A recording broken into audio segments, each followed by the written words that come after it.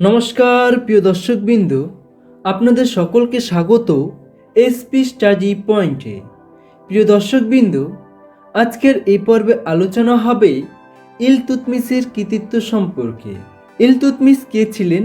কুতুবউদ্দিনের মৃত্যুর পর তার দস্তক পুত্র আরাম শাহ দিল্লির সিংহাসনে বসেন। তিনি খুবই অকাম্য ছিলেন, ফলে দিল্লির আমির ওমরাহদের আমন্ত্রণে কুতুবউদ্দিনের জামাতা ইলতুৎমিশ 1211 খ্রিস্টাব্দে আরাম শাহকে সিংহাসনচ্যুত করে দিল্লির সিংহাসন দখল করেন। প্রথম জীবনে ইলতুৎমিশ কুতুবউদ্দিনের কৃতদাস ছিলেন। পরে নিজ কর্মদক্ষতা ও বিচক্ষণতার গুণে দাসত্ব থেকে মুক্তি লাভ করেন এবং কুতুবউদ্দিন নিজ কন্যার সঙ্গে তার বিবাহ দিয়ে তাকে বদাউন প্রদেশের শাসনকর্তা নিযুক্ত করেন। সিংহাসনে আরোহণের পরে ইলতুৎমিশকে নানা কঠিন সমস্যার সম্মুখীন হতে হয়। কুতুবউদ্দিনের সহকর্মী ও সিন্ধু দেশের শাসনকর্তা নাসির উদ্দিন কুবাচা নিজেকে স্বাধীন নরপতি রূপে ঘোষণা করে লাহোর জয় করেন ও পাঞ্জাব দখলের পরিকল্পনা করেন। কুতুবউদ্দিনের প্রবল প্রতিদ্বন্দ্বী তাজউদ্দিন ইলদিজ গজনির শাসক হিসেবে ভারতের উপর নিজ সার্বভৌমত্ব দাবি করেন ও ইলতুৎমিশকে নিজ প্রতিনিধি হিসেবে গণ্য করতে চান। বাংলার তৎকালীন শাসনকর্তা খলজি আলী মর্দান দিল্লির কৃতিত্ব অস্বীকার করে প্রকাশ্যে বিদ্রোহ ঘোষণা করেন। এইসব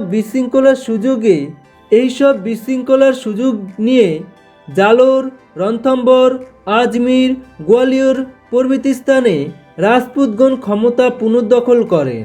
এছাড়া দিল্লি সুলতানের কিছু আমির ইলতুৎমিশের বিরুদ্ধে প্রকাশ্যে বিদ্রোহ ঘোষণা করেন। এর ফলে নবপ্রতিষ্ঠিত সুলতানি শাসন ভেঙে পড়ার উপক্রম হয়ে ওঠে।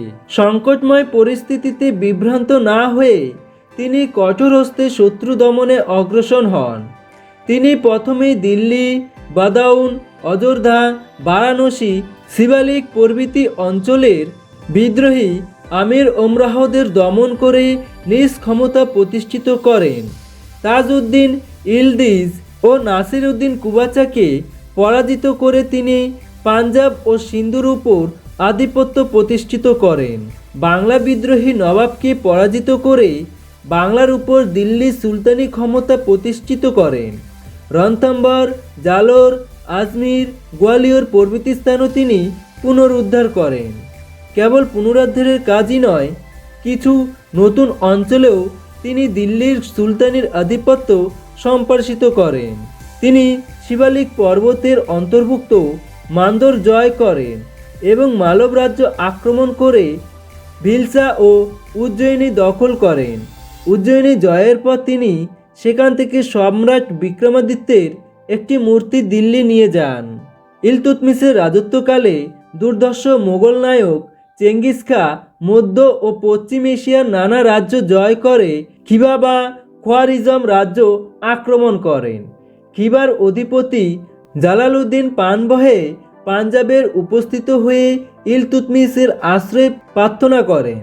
চেঙ্গিস খাঁও তার দূরদৃষ্টি সম্পূর্ণ ইলতুৎমিশ উপলব্ধি করেন যে জালালউদ্দিনকে আশ্রয় দেওয়ার অর্থই হল চেঙ্গিস খাঁর আক্রমণের সম্মুখীন হওয়া এবং নবপ্রতিষ্ঠিত সুলতানি শাসনের অস্তিত্বের পক্ষে বিপজ্জনক।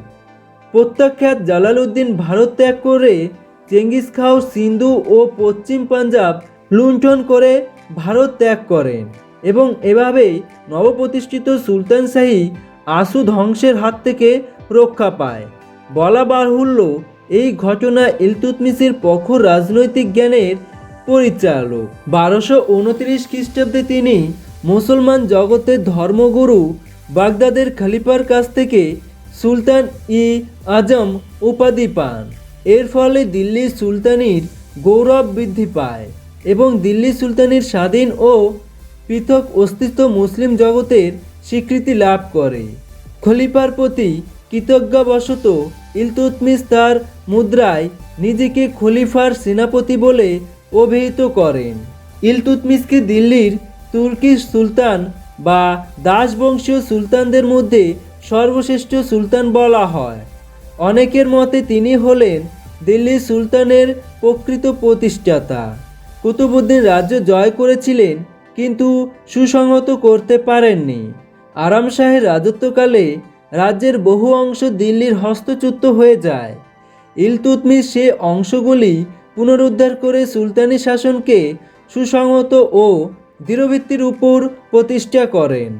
ঐতিহাসিক ডক্টর আর.পি. ত্রিপাঠী বলেন যে তার আমল থেকে ভারতের সার্বভৌমত্ব মুসলিম শাসনের সূত্রপাত হয়।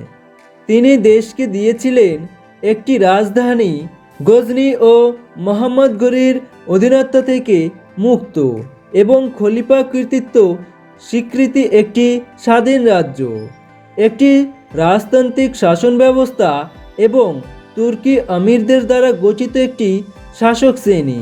কুতুবউদ্দিনের আমলে সামরিকভাবে দিল্লির রাজধানীর মর্যাদা পেলেও ইলতুৎমিশের আমল থেকে তা প্রকৃতপক্ষে ভারতের তুর্কি রাজ্যের প্রাণকেন্দ্রের পরিচয় পায়। তিনি দিল্লির নগরীকে মসজিদ, মিনার ও অট্টালিকায় সুসজ্জিত করে এবং আন্তর্জাতিক খ্যাতি বৃদ্ধি করেন। কুতুবউদ্দিনের সময় নবপ্রতিষ্ঠিত তুর্কি রাজ্যের উপর মধ্য এশিয়ার প্রভাব নানাভাবে কাজ করছিল, কিন্তু ইলতুৎমিশের মধ্য এশিয়ার সঙ্গে সম্পর্কহীন একটি স্বতন্ত্র শাসন ব্যবস্থা গড়ে তোলেন। তুর্কি সুলতানদের মধ্যে তিনি প্রথম ইকতা ব্যবস্থা, সামরিক সংগঠন, মুদ্রার প্রবর্তন ও দরবারে নানা আদব কায়দায় প্রবর্তন করে ভারতের অসামরিক তুর্কি শাসনের সূচনা করেন। মুদ্রা বিশেষজ্ঞ নেলসন রাইটের মতে দিল্লির মুদ্রা ব্যবস্থার ইতিহাসে ইলতুৎমিশের রাজত্বকাল একটি গুরুত্বপূর্ণ অধ্যায়। ব্যক্তিগত জীবনে তিনি সৎ, ধার্মিক, বিদ্রোহী ও শিল্প অনুরাগী ছিলেন। বহু জ্ঞানী গুণী তার রাজ্যসভা অলঙ্কৃত করতেন।